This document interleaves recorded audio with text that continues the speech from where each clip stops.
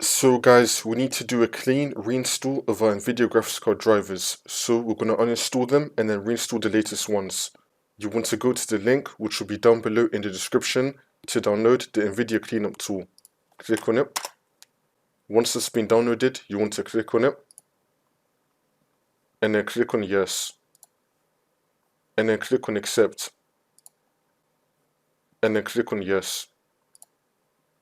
It's going to remove your drivers, NVIDIA applications and utilities. Don't worry, we're going to install them again. Just wait for this to load. And now once that's been done, you want to click on OK.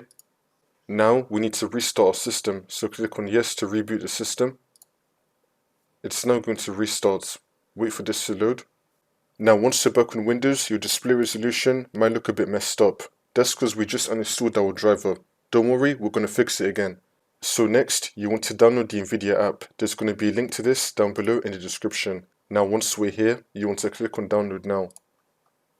It's now going to start downloading, just wait for this.